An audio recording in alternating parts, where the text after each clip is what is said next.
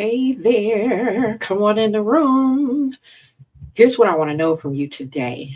Are you making kingdom moves with your money, or are you setting your family up for confusion and chaos? Here's the truth: money that isn't planned for will be squandered. And it doesn't matter how much you make, what matters is what you leave behind and how it's managed.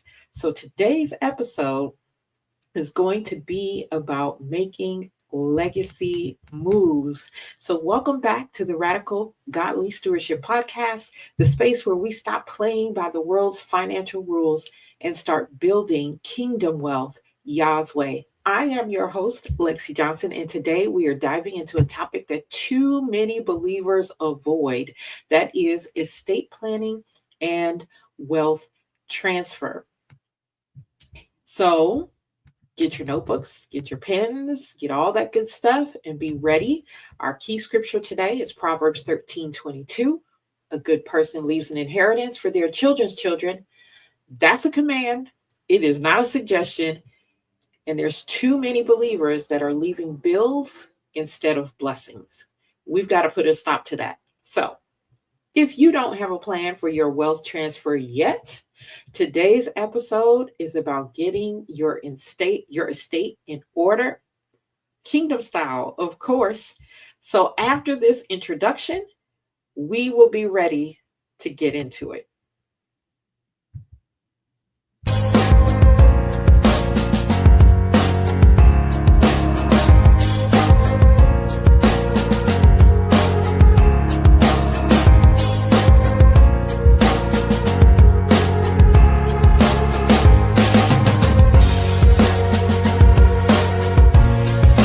Hey there, wealth saving and investing. And I'm 1 Corinthians chapter 4, verse 1 and 2, saying that financial ground set.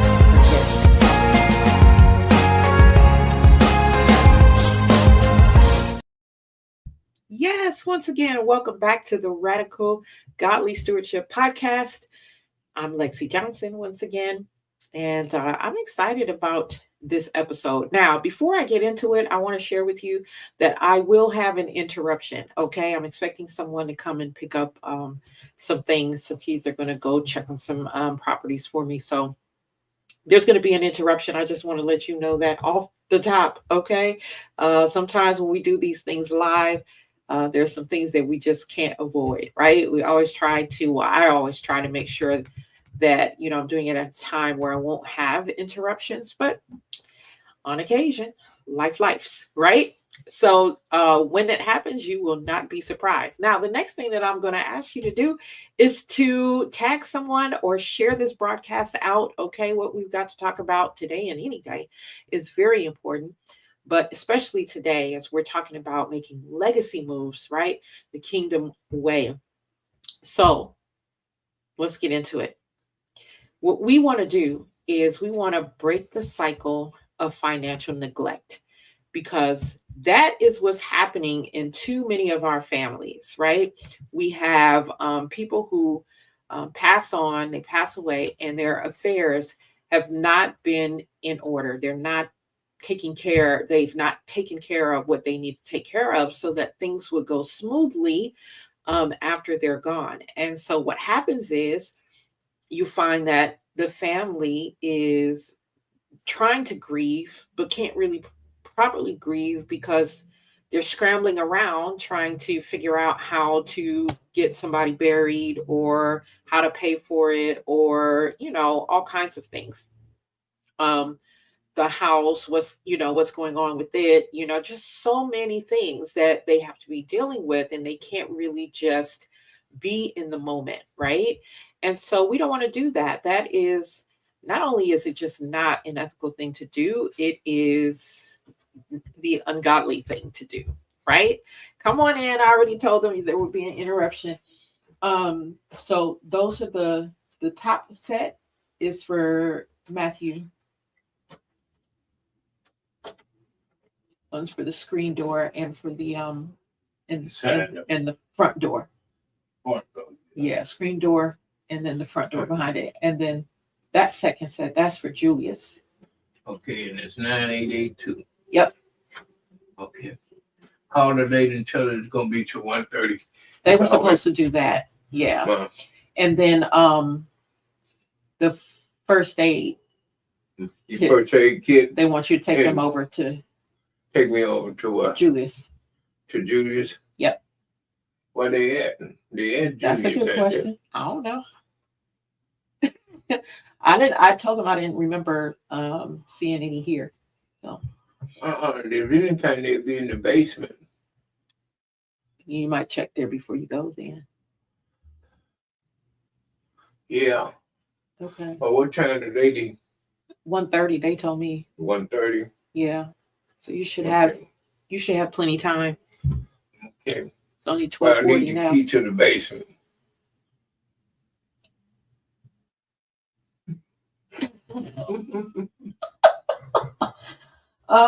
That's a good question. Is that in the lockbox in there?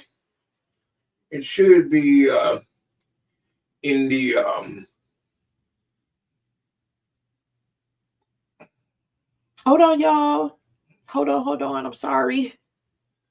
It should be in the envelope in the office. That's okay. I'm gonna go over there and give her the key and stuff like that. And let me see where the damn keys are at. Okay. Go do your thing.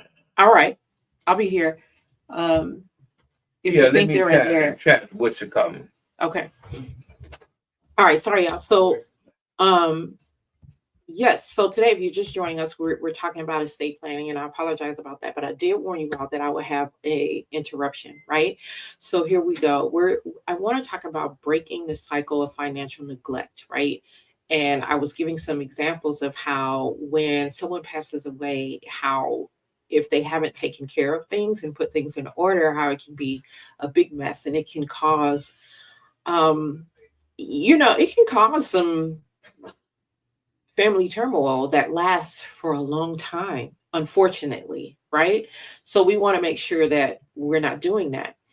And from the years of working with families, the one thing that I know is that many families, estate planning is like non-existent. They're not even thinking about it. So instead of passing down assets, they pass down debt, they pass down confusion, and they pass down family feuds. And I don't know about you, but as a kingdom believer, that is not something that we should do. It's not something that we should desire to do, right? We should love our families enough that we have thought through everything and we have done our best to make sure that everything is in order so that if a family feud or something happens, after that, it ain't going to be on me, right? Because I have made sure to try to put everything in order. But why do families do this? This is the question, right? Why do so many families not plan for this? What is it that, we just feel like this is not something important or not something that needs to be done? Well, I can give you like 3 reasons, and I'm sure there are more. But one is fear and procrastination. So we don't want to think about death, right? We just don't want to think about it. And so we put the things off thinking that we have time. And the truth of the matter is we don't know if we have time or not, right? Yeah, typically we're young and we don't think that we're young, and we don't think that we think we do have time, and we don't think that it's important to plan for those things, right? So we will put it off. Sometimes we're afraid. I know many people who think about, oh my goodness, if I start talking about, what happens after I'm gone, if I start talking about death and dying, that somehow it's going to happen, right? So fear, procrastination, fear paralyzes, right?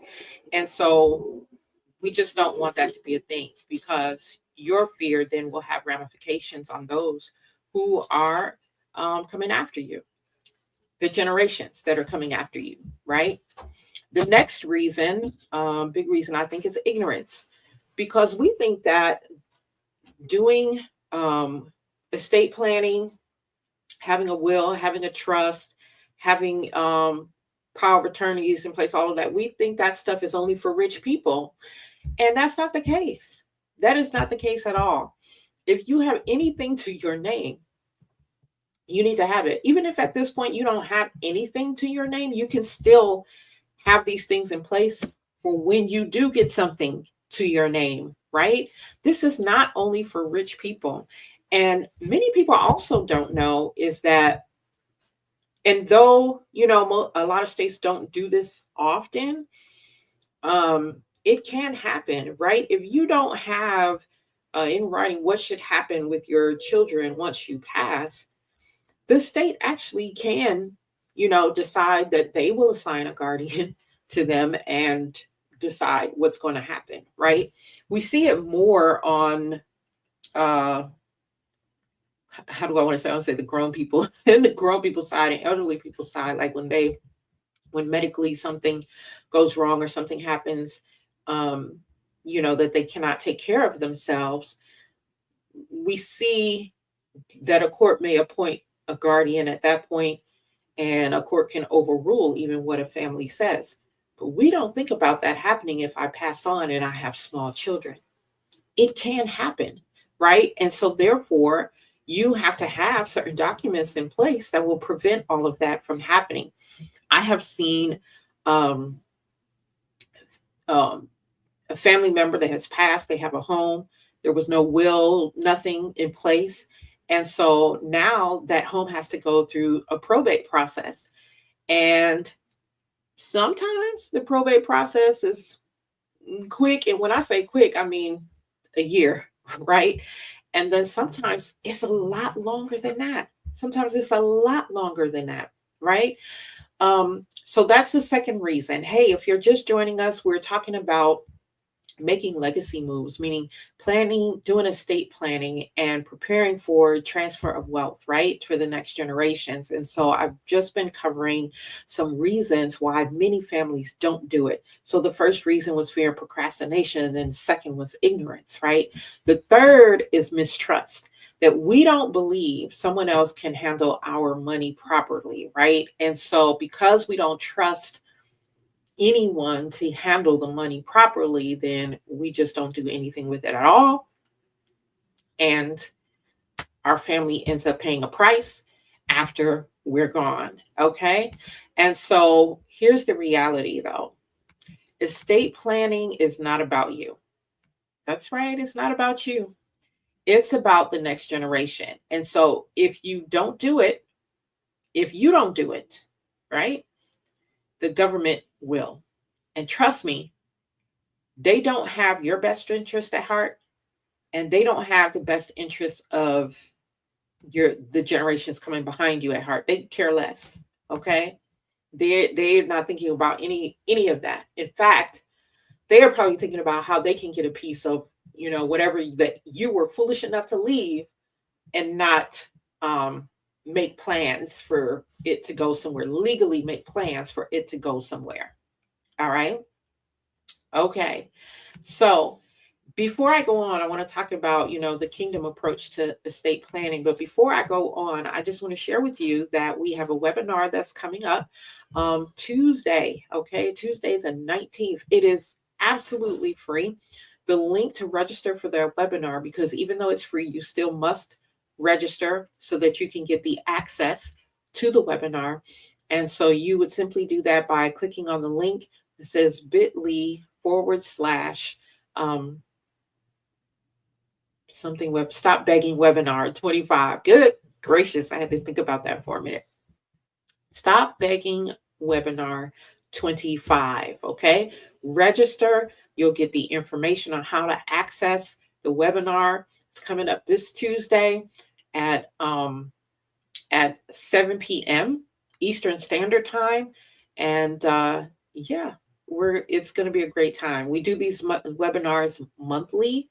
Now that doesn't mean, oh, I'll just put off this one and come next time. No, get on there. Okay. If you're going to be available, get on there. Also, if you register, then you'll also have access to replay it. Okay. All right. So even if you're not available at 7 p.m. Eastern, you can still get access and then watch it when you do have the time to watch it. Okay. All right. Now let's talk about the kingdom approach to estate planning. A kingdom minded steward doesn't just think about here and now. And I want to remind you that we are stewards, right? Which means that we don't own anything. Everything that we have has been entrusted to us. And so we don't own a thing. And if we have that mindset, we will do better at making sure that, we take good care of what has been entrusted to us. And we make sure that there is someone else to look after it, right? I don't know why we're that way, that we tend to be better with other people's things than our own, but that's the way it is. And so this is the truth. It's not a mind trick, a mind hack, or nothing like that. Or I guess it could be, but it's the truth. We don't own anything. As a kingdom believer, everything that we have belongs to Yah, right? So we can't just think about what's here right now in front of us. We also have to think generationally. That is part of kingdom culture. We're not just thinking about ourselves. It's not about us. It is about those around us and those who are coming after us. So estate planning isn't just legal paperwork, okay? Although you're going to be signing quite a bit of it, but it's not just legal paperwork. It's about ensuring that the wealth that God has entrusted to you, it is used for his glory beyond your lifetime. That's what it's for. And again, it doesn't matter if you only have $5 or if you have $5 million. You treat it the same way, right? So here are some things that you need to have in place. All right. And this is why I tell y'all, make sure you have your notebooks and stuff ready. But if you're working or you're driving or something like that, and you can't take notes right now, I get it. This will stay up. You can come back to it and write these things down. All right. So here's what you need to have in place. One of the things that you need to have in place is a will. And notice that I said one of the things, right? Because some people would think, oh, I'm just going to get a will and that'll take care of everything. That in and of itself does not take care of everything. All right. So a will, what does a will do? It's kind of the basics of who gets what. Okay. So if you don't have a will, then the courts are going to decide for you who gets what of your things. Okay. This is for the keys. Gotcha. You got down to the basement. Okay, cool. So if you don't have one of these, then the court's going to decide. Okay. And I don't know about you, but I really don't want a court deciding on what they think is best for my family. Now that's just me. You might feel otherwise. You might think that I'll let them do it. Right. But this is me. And I don't think that that's the case. I don't think it should be the case for you either, but who am I? Right. The next is a trust. A trust is going to help you avoid probate and ensure that your assets go directly to your heirs. Okay. All right. Have a good one. Thanks so much, David. So it's going to help you avoid probate. It's going to ensure that your assets go directly to your heirs, because the court can't touch it, right? It's protected. Okay. So really, you should have a trust, and then your will. The will is very low level of protection, right? There's some things that it can protect, and other things that it just cannot.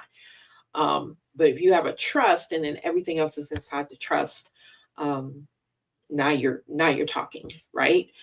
And I'm going to share with you probably who you should talk to about these things a little later on, because this is just a podcast that lasts a few minutes. And so we are not going to be able to cover in depth these various things.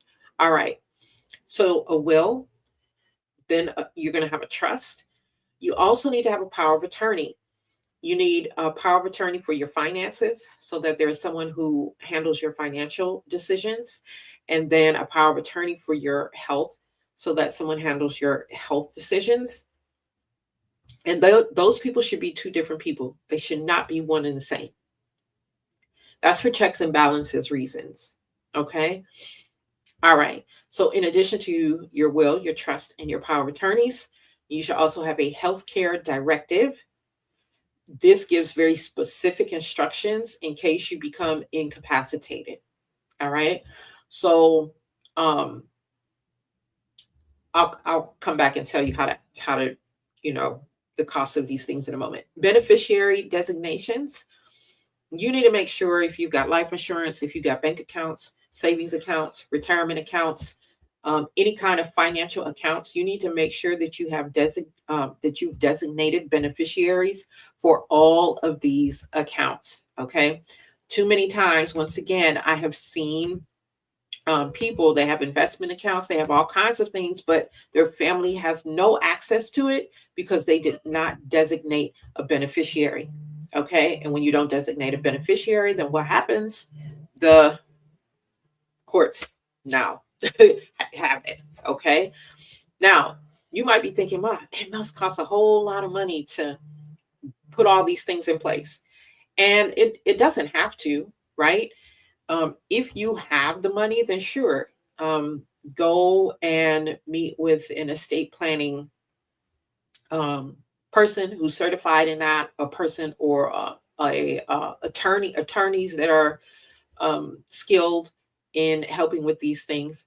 But if you do not have the discretionary income at the time to do this, there are ways that you can get these things done for little to no money at all. Um, Legal Shield. See, do they still call it Legal Shield? That's one way. Okay. You can pay a nominal fee. It's a monthly, it's a membership program, but it's monthly and it's nominal. You can pay that fee, get your will done, and all of that before it uh, what I'm trying to say is you don't have to keep the membership for your whole life, right? You can get it, have it long enough to get these things done.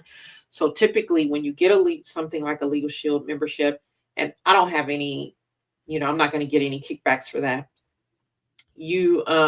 A will come free. In some states, through Legal Shield, you have attorneys that will even set up a trust for free. Others at a very minimal cost. Okay. Same with your other documents, power of attorney, this, that, or the other. You also have places like LegalZoom, all of the Rocket Lawyer, and some of these other online places where you can draw up these letters in a way that is legal for your particular state. Okay. And that is, some things are free. I think maybe, I'm not exactly sure how they work these days, but I know you can get a free trial. I don't know if they limit how many documents you can actually do during the free trial before you start having to pay. But what I'm saying is there's no excuse, right? No matter how much you have, there's a way for you to get these things done. Even the healthcare directive, there are free sites that you can get on to do your healthcare directive at no cost. Okay. So this is not just for wealthy people. It's whether you have, again, $10, $10,000, $10 million. It doesn't matter. Okay. You are the steward of that $10, $10,000, $10 million, and you are expected to have your house in financial order. If you are a believer, if you are a kingdom citizen, that's an expectation. Okay. That is an expectation. The scripture that we read today in Proverbs says that a good man leaves an inheritance, right? And the word good also means, don't just think about how we use the word good today, but good means suitable for God's purpose. That's what it means. And so if you are a person who has been made suitable for God's purpose, you are going to leave an inheritance. Okay. You are going to leave an inheritance. All right. Well, there is one more thing that I want to share with you, which is, giving you some practical application, right? Like, all right, I hear you. I got to get all this stuff, but where do I start? Um, and I've given you already some, you know, um, ways where you can do this for little to no money, right? So, number one, what you want to do is schedule an appointment with an estate planner or a financial coach. But please make sure, if you do a financial coach, please make sure that they are somebody who is well versed in estate planning, right? Like, I'm a financial coach, I'm a strategist. I know some things about estate planning, but I am not an estate planning specialist. Okay. I would send you to somebody else for that. Okay. So, but if you don't know where to start, these are places where you can start. Okay. Number two, get a simple will in place. You can do it today and update it later, but start somewhere. Okay. So, again, you can find templates on the internet. Like I said, may not be able to pay someone to do it, but you can find some templates on the internet. You can get it notarized. You can do that. Typically your bank, wherever you're banking at, they have notaries and they will do it for free.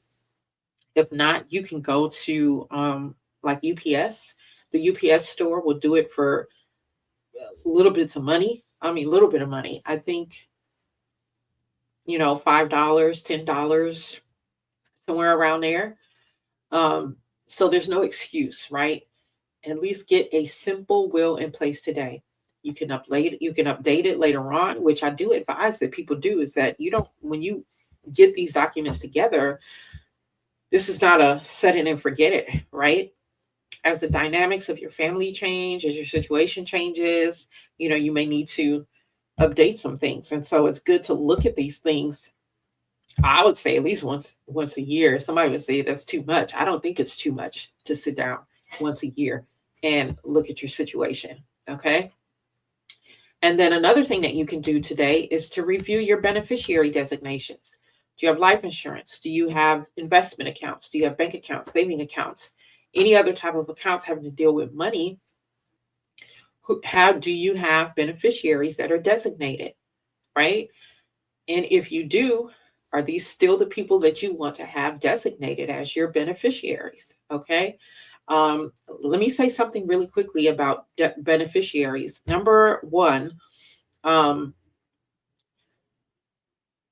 if you designate to a minor, that's going to be problematic, because if you pass away and they're still a minor, all that is going to go through the courts. Okay. So you need to designate to someone who is, I would say, 21 and older, so that that's not an issue. And if you want something to go to your minor children, then designate it to someone that you trust will make sure that your children get it. If you have a trust, then the trust can be the beneficiary of your life insurance policies and all of that. And then the trust will, whoever the trustee is, they will designate it according to your instructions. Okay. So I wanted to say that. Okay. I also want to say on beneficiaries is that you don't choose people just because, oh, this is my oldest child, and so therefore they should be the one who's the beneficiary. If they're not good with money, if they're not responsible, if you can't trust them to, I mean, you can't trust them now to take something to the post office for you. So why would you leave that with them just because they are the firstborn? No, you got to find people who are going to do what it is that you call them to do. And sometimes it may not even be a family member. Okay. So here's the bottom line. You can either leave a legacy or you can leave a liability. The choice is yours. In the comments, I want you to share with me, which do you choose to leave? Do you choose to leave a legacy, or do you choose to leave a liability? All right. So if you're serious about taking control of your finances, building generational wealth. And I want to invite you to two things. I already talked with you about the free webinar this month on the 19th, Tuesday. We do the free webinars every third Tuesday of the month.